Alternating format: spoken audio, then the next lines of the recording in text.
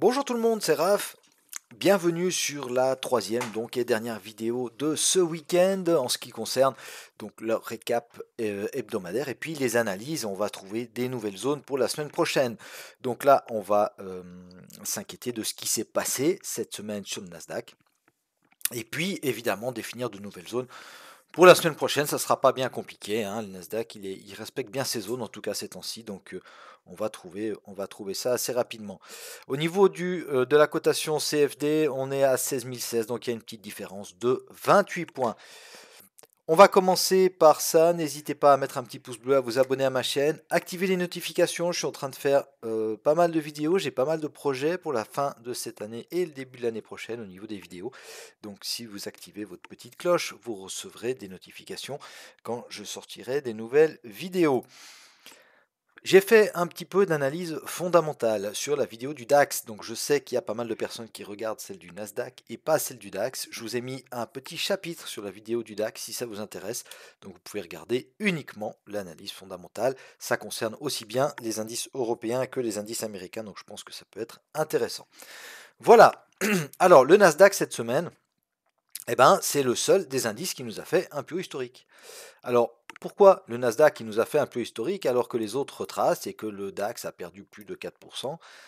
Ça s'explique assez facilement. Le Nasdaq, c'est un indice déjà américain. On ne parle pas encore où on n'en est qu'au début de la cinquième vague aux États-Unis. Il y a toujours 2-3 semaines de retard par rapport à l'Europe au niveau du Covid. Et puis, le Nasdaq, c'est quoi? C'est les entreprises tech. D'accord? Donc, ce sont les entreprises Netflix, Apple et compagnie qui résistent lorsqu'on a peur du Covid, d'accord?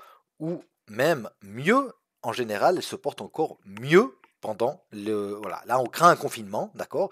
Donc si un confinement est annoncé parce que, je me répète un peu, mais parce que le vaccin Pfizer, Moderna, j'en sais rien lequel, ne résiste pas ou n'est pas efficace par rapport à ce nouveau variant d'Afrique du Sud, eh bien, si les gouvernements décident à nouveau de confiner ou de semi-confiner, qu'est-ce qui va prendre de la valeur? Que vont faire les gens? Ils vont s'installer devant leur ordinateur à la maison et puis eh ben, ça va être les entreprises type Apple, Netflix, Zoom, etc., etc., des meilleurs et j'en passe, qui vont prendre de la valeur. Donc le Nasdaq, il risque de mieux se porter.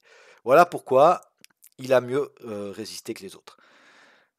Au niveau de l'analyse technique, alors on va commencer par ce qui s'est passé cette semaine, vendredi, lundi, voilà, on a ouvert ici, on se rappelle, on était dans une IB 4 heures, d'accord, qu'on a cassé à la hausse puis à la baisse, donc on va supprimer ça. D'accord, donc on vient faire des nouveaux plus historiques. Là, on a trouvé pas mal de vendeurs, d'accord, sur les 16 007, ils ont très bien résisté, d'accord, ça nous donne une bonne indication pour la suite. Ils ont résisté, on est reparti à la baisse, d'accord? On avait créé pas mal de liquidités sur tout ce mouvement-là. On est venu rechercher quasiment toute cette liquidité, hein. Il aurait juste fallu qu'on casse la zone 3 pour reprendre la liquidité de tout ce mouvement. On va peut-être faire ça en début de semaine prochaine, à voir.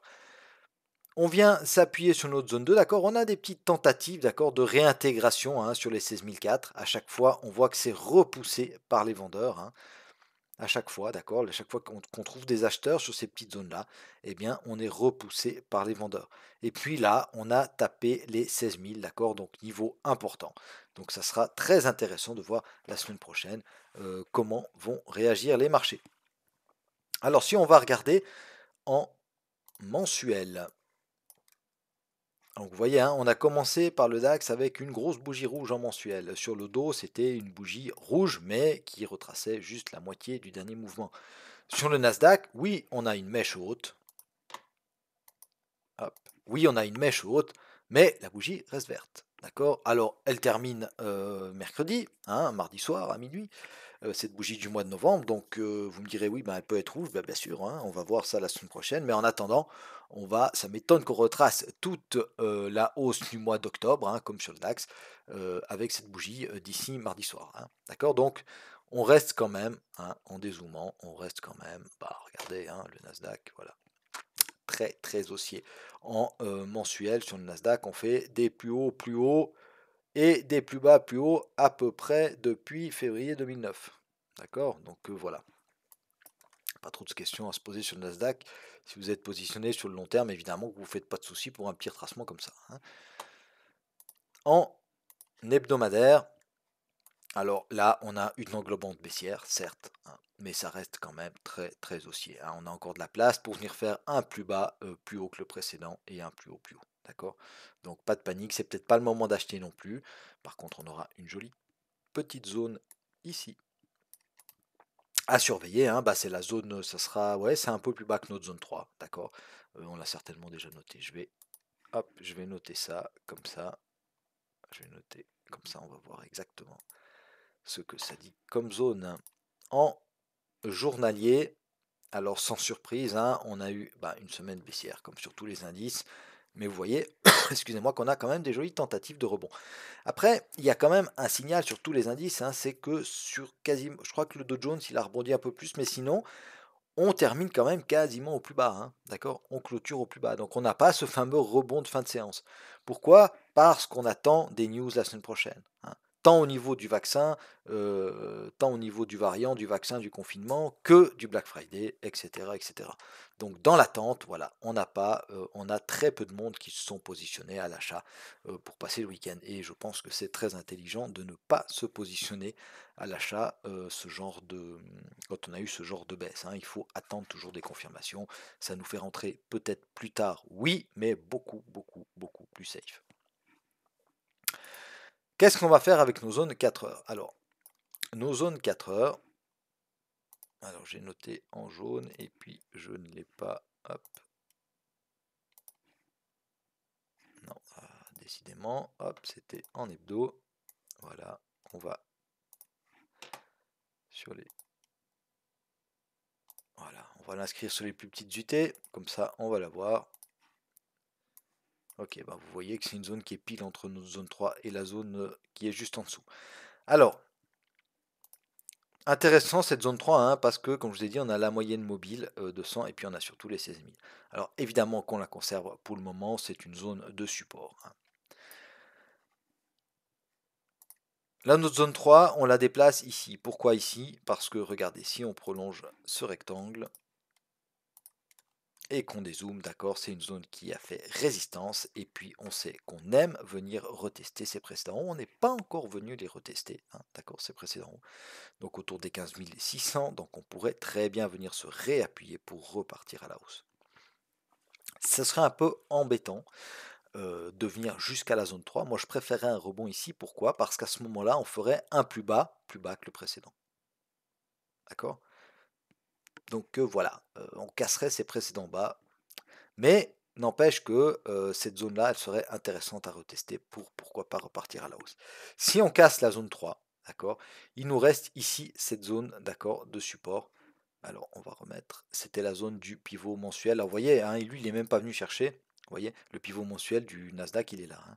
Donc il est tellement haussier qu'il n'est même pas venu chercher son pivot mensuel. D'accord. Alors à moins d'une grosse chute lundi mardi, on ne touchera pas ce mois-ci le pivot mensuel. Mais c'est une zone, voilà, si on casse la zone 3, c'est une zone évidemment qui peut réagir à la hausse, on a les 350, les 400, et puis regardez, c'est une zone qui avait fait également résistance, d'accord? Donc on pourrait venir se réappuyer dessus. N'oubliez pas de regarder attentivement où est-ce que vont s'inscrire les nouveaux pivots mensuels à partir de mercredi. Donc la zone 3, on l'a déplacée sur les 15 006, d'accord, 15 600, 15 650. La zone 2, on va la déplacer un peu également, d'accord, sur cette zone-là. Hein, je vous ai montré qu'elle est intéressante, cette zone ici, parce qu'il y a les 16 000, ok. Donc voilà, c'est une grosse zone, il y a les 16 000, il y a la moyenne 200. Ça nous permettrait de sauver ces précédents bas ici. Donc ce serait assez intéressant. Et puis notre zone 1, alors ça, on va pour le moment le supprimer. Et puis notre zone 1, on va, hop, pardon, on va la mettre ici. Je ne vais pas aller trop loin. Et puis évidemment qu'on va la mettre en rouge parce qu'on est en dessous, donc c'est une zone potentielle de résistance. D'accord? Zone qu'on est venu, qui avait résisté ici une première fois, une deuxième fois, une troisième fois, d'accord? On l'a cassée, on a tenté de la réintégrer, mais finalement, elle a de nouveau agi comme zone de résistance. Hein. Ok? Donc zone 1, zone 2, zone 3, Si on casse à nouveau la zone 1 par le haut, on fera attention à cette zone ici, d'accord? On a un bloc baissier, alors je vais le mettre en zone intermédiaire, mais on a un joli bloc baissier ici, d'accord? Qui nous a quand même renvoyé assez fortement à la baisse, d'accord? On a cassé ses plus bas ici, d'accord? Mais avant, il faudra déjà passer celui-ci, hein? D'accord? Donc notre zone 1.